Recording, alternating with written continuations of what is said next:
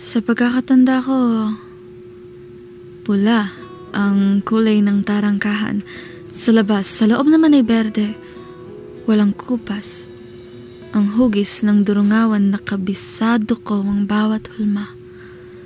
Andun pa rin yung puno na mangga na parang ni minsan hindi ko naabutang namunga. Walang sulok na sa aking gunitay baguhan mga wangis na kinitaan ng larawan na inakalang noon na'y nabura. Napagtantong, hindi pala nung lumakad ako sa azotea.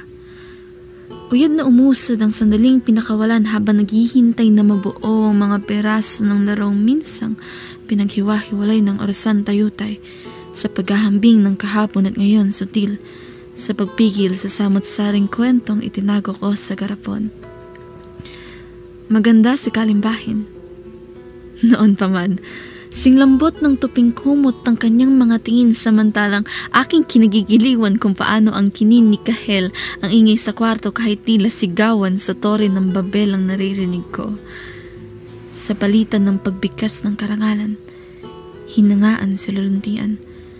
Patimpalak at pangarap, kamay na hawak, anong ganap sa pagitan ng mahabang gabing hindi halos kumurap sapagkat kanila nang napagtanto ang sangkap sa butihing mithiing hindi nahanap noong bata pa lamang. Parang dati lang na muntik madapa si Mabaya habang naghahabulan ng parehong kaba at hininga, ngunit ngayon may rumanggalos sa puso ngunit tamis sa mata. Mga pagtatanging walang dakilang makakapagpaapula. Sa bawat bigkas at alakhak ni Morado, hindi burado sa aking isipan ng pag-asa sa kawalan. Ano nga bang kasalanan sa palaro ang pikit kong nilisan? Ano ang babaguhing pagkakakilanlan sa susunod na 60 taon at maaaring huling pagkakataon ko na silang masisilayan? Kung sakali, makikilala pa kaya ako nila Bughaw na anghel ang luhat kailan may hindi uhaw sa kalinga sapagkat sagana sa kulisaw na nabuong hindi bahagya o di kaya kung may pagbibigyan sanang hilingi hihingiin na muling marinig ang tinig ni Kunig.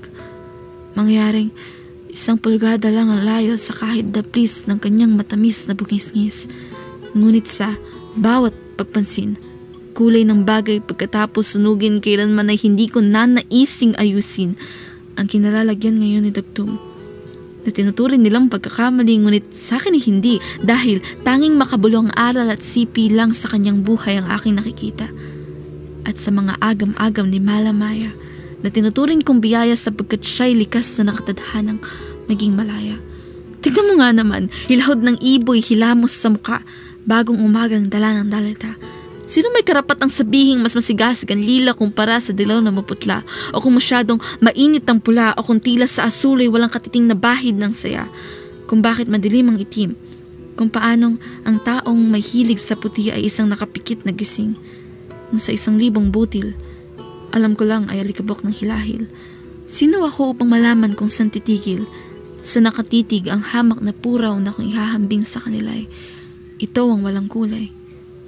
Dahil sa pagkakakita ko, asul na ang kulay ng tarangkahan. Sa labas, sa loob naman ay dilaw na kumukupas ang pintura. Hindi na laging makakarating ang iba. Ngunit naalalahaning minsan naging sila ang parehong marka at mansya, pumuno at binura.